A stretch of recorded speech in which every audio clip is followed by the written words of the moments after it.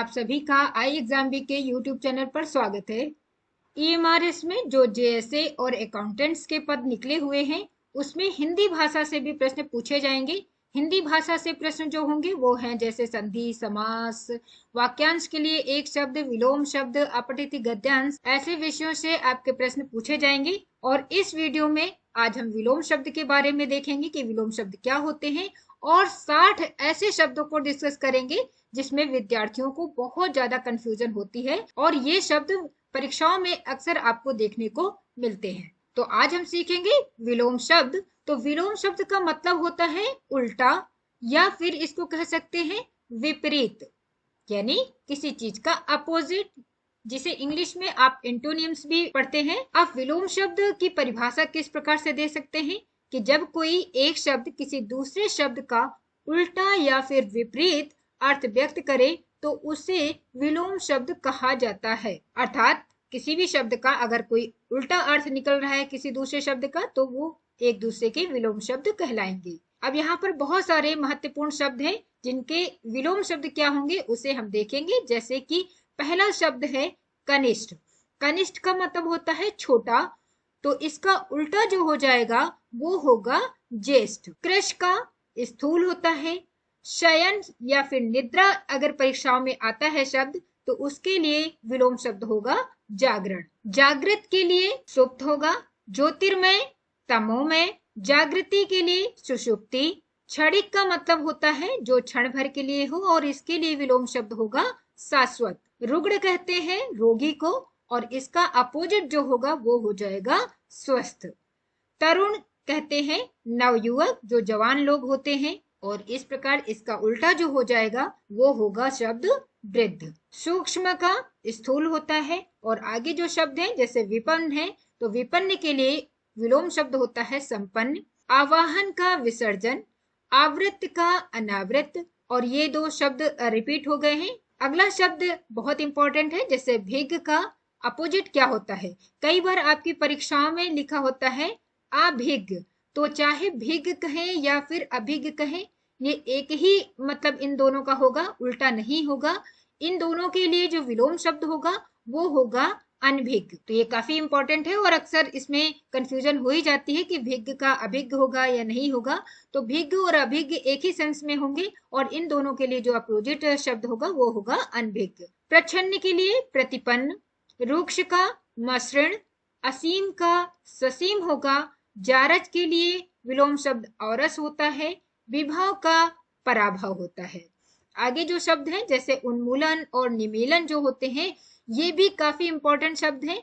आपको ध्यान से करना है कि शब्द क्या पूछा जा रहा है, उन्मूलन पूछा जा रहा है या फिर उन्मीलन पूछा जाता है। इन दोनों शब्दों का अर्थ अलग अलग है तो इनके जो विलोम शब्द होंगे वो भी अलग होंगे।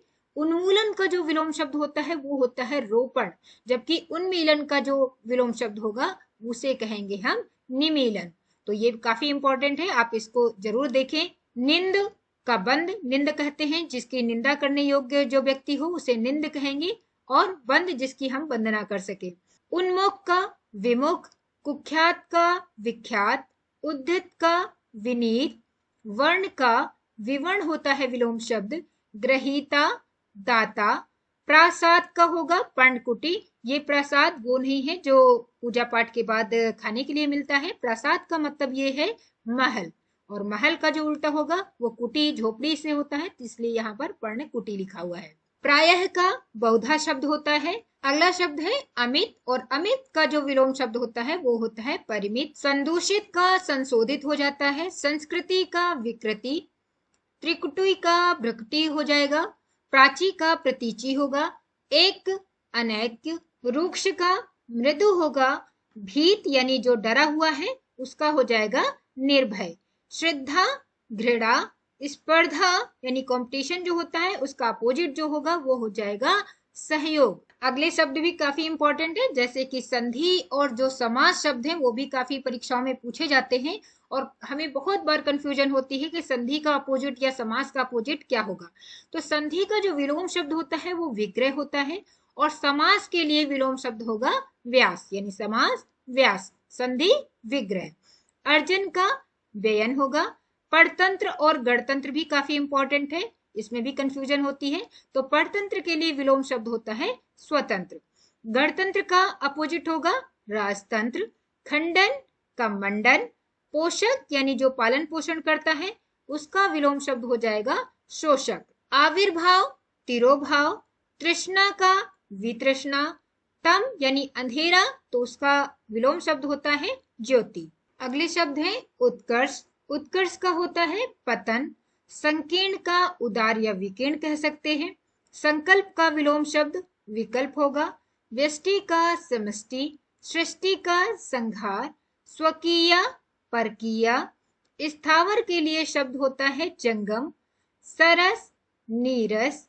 सामिस निरामिष। गौरव के लिए शब्द होगा लाघव। आज हमने 60 शब्दों के विलोम शब्द देखे हैं।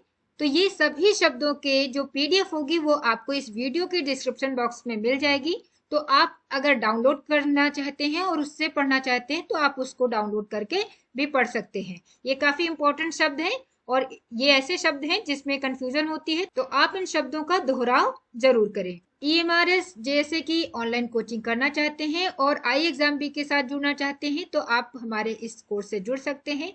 इस कोर्स में इनरोल होने पर आपको मिलते हैं लाइव क्लासेस, 10,000 से ज्यादा प्रैक्टिस टेस्ट, 150 से भी ज्यादा स्टडी मटेरियल्स पीडीएफ के रूप में, बहुत सारे शॉर्ट एंड क्रिस्प वीडियोस मिलेंगी जो आपके सिलेबस से संबंधित होंगे और 10 मॉक टेस्ट मिलेंगे जिनसे प्रैक्टिस करके आप अपनी तैयारी को और अधिक मजबूत कर सकते हैं। अगर आप ईएमआरएस जैसे के बारे में किसी प्रकार की जानकारी चाहते हैं तो आप दिए गए नंबर पर कांटेक्ट कर सकते हैं। नंबर है 9205524028 या फिर हमें ईमेल लिख सकते हैं।